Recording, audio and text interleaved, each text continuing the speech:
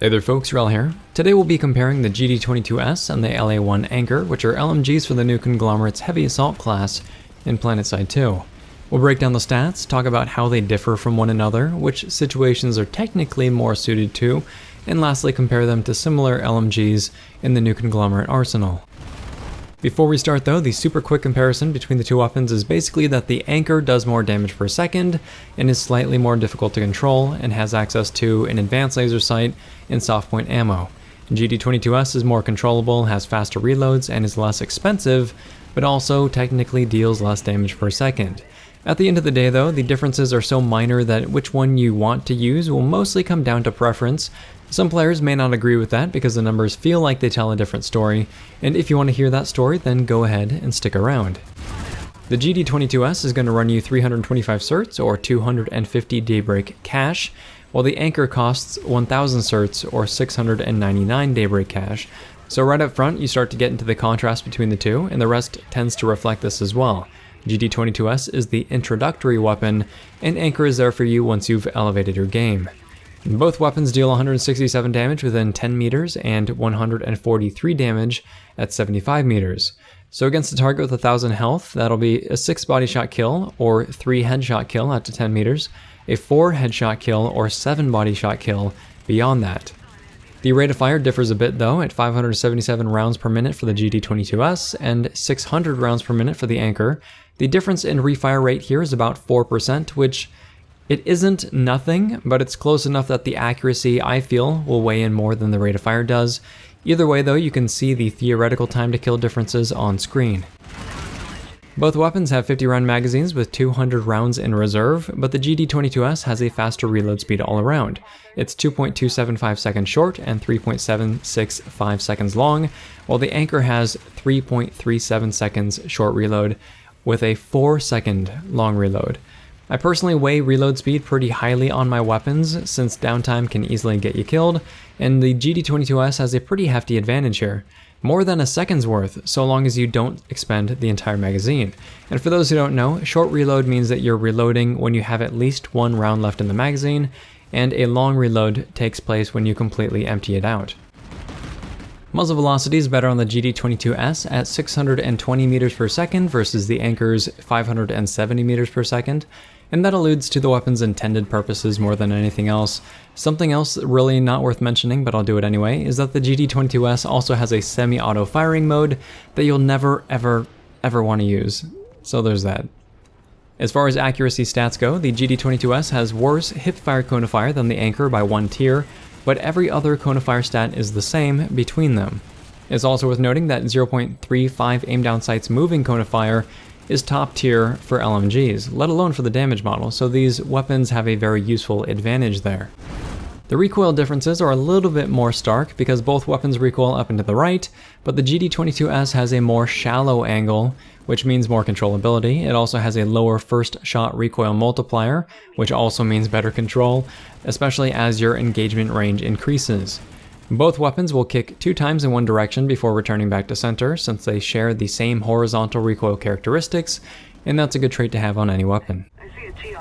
As far as attachment options go, the GD-22S and the Anchor both have the same attachment lineup, except for 2 outliers.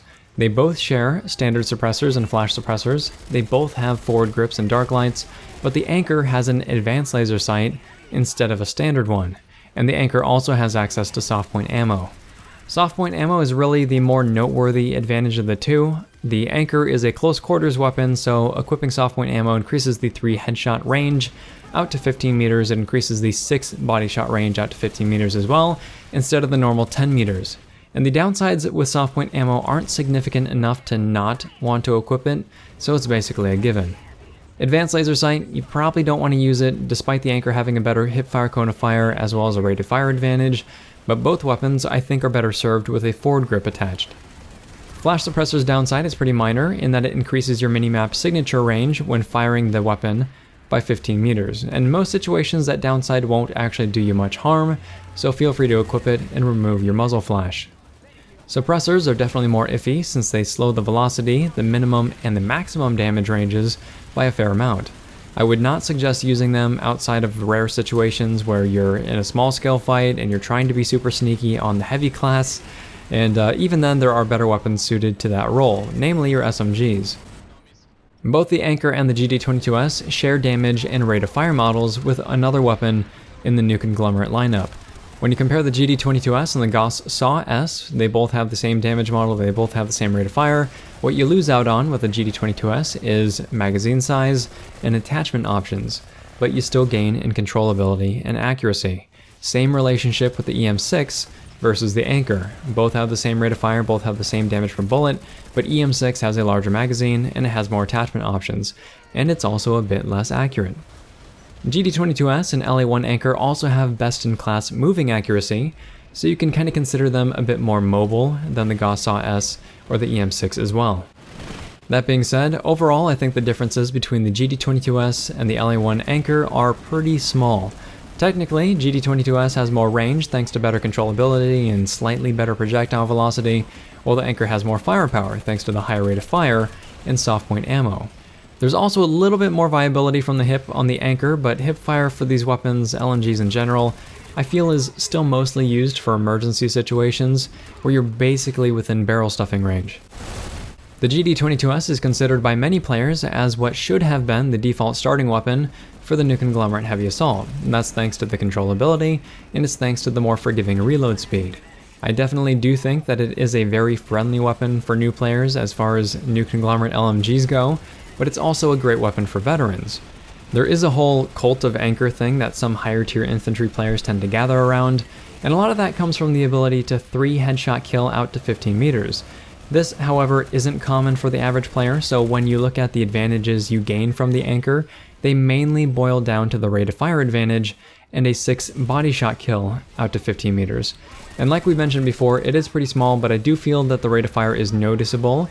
And is it enough to trump the GD-22S's overall accuracy advantage and the faster reload? Personal opinion I think is no, but I do enjoy both weapons and I would encourage you to first purchase the GD-22S before moving on to the Anchor, as that'll give you a lot of indications of how the weapon will feel, and it'll do so at much cheaper cost. If this video has been interesting, helpful, or entertaining, please feel free to like, subscribe, tell your friends about the channel, and also let me know what you think about the GD-22S, the Anchor, or any LMG in the new Conglomerate arsenal down in the comment section below. Thanks very much, folks. Wrel signing off.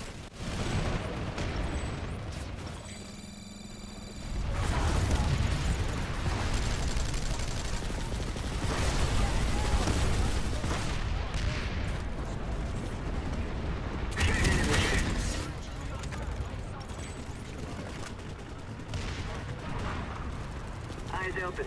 Enemy heavy.